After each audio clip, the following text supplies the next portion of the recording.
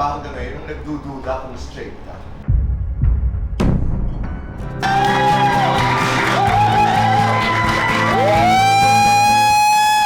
Like Kapuso, pahiram po ng 20 minutes na ngayong hapon. Ako po si Boy, and welcome to Fast.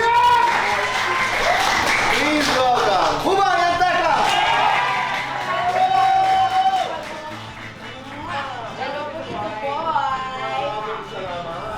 7 years of being together sa inyong palabas. And you're blessed. Dahil sa mga panahong ito, isang napakalaking blessing na ang makaabot ng 7 taon. Di ba?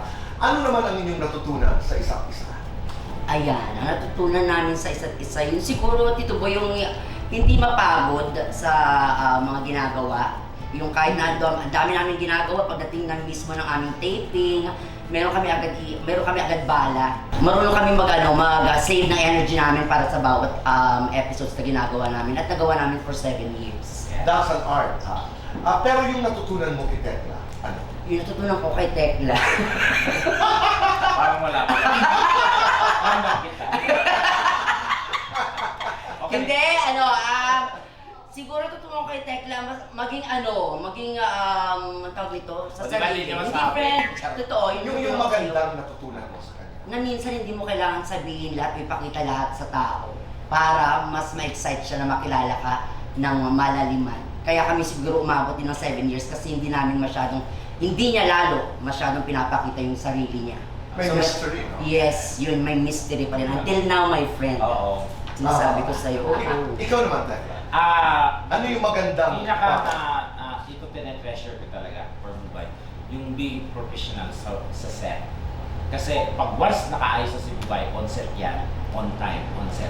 Pag dumarating po ako sa point yung Tito Boy, minsan kasi si Lord actually tinatanong ko, Lord, grabe naman itong binibigay mong blessing sa amin. Opo, itong aking oportunidad na binibigay mo. Sabi ko lang naman dun, makita ko sa TV, tapos binigyan mo pa kami ng TV show na may pangalan pa kami ni Tekla, tapos 7 years na ngayon. So siguro yun yung magiging push pa namin lalo na to strive harder talaga na gawin pa po yung tiwala na binigay sa amin. Marami pa rin ba hanggang ngayon nung nagdududa kung straight ka? May mga nila, sabi, ano ba talaga ang identity mo? Sabi ko, dati kasi Tito Boy, naging ko, ang lalaki, para akong mag-aayos ng aircon. Alam mo ba prepare for ako. So hindi talaga siya nag-click sa akin nung nag-dress up ako ng girl na lumabas yung character ko. So in-embrace ko yun, pero I'm totally guy. Okay. Straight. Gusto yun yung taga-kamuning. Walang ano. Tsaka, Hubay, ikaw, hinahirapan ka ba dahil straight ka rin? Straight wrong. Magsalita. On stage. Sino ang mas mataray? Ako. Tekla. Sino ang mas matampuhin? Tekla. Sino ang mas pikon? Tekla. Sino ang mas mayaman? Tekla. Sino ang mas lapitin? Tekla. Sino ang mas mabilis ma-fall? Tekla. Kung hayop ka, Hubay, paano ka magalit? Anong hayop yun? Alien ka, paano ka maglambing? Kung si Tekla ka, paano ka sumayaw? Tekla, kung hayop ka, paano ka manakot? Kung aswang ka, paano ka magpa-cue? Kung si Bubay ka, paano ka sumayaw? Yeah, come on. Happiness or chocolate? Chocolate. Happiness. Aba, best time for happiness and chocolate. Anytime.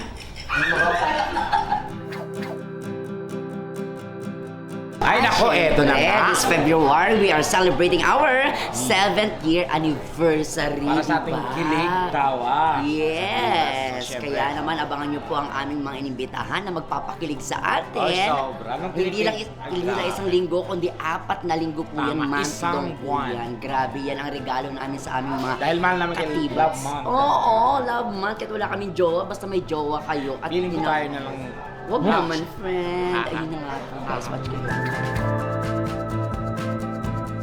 Okay naman, as Grabe, always. parang first time ulit. Siyempre, lahat naman halos ng pagbalik dito sa set ni Tito Boy. Nakailang beses ka na dito? 100? Hindi totoo. 99. Hindi, isang beses. So, it's my second time out. Panglima ko na. Mm.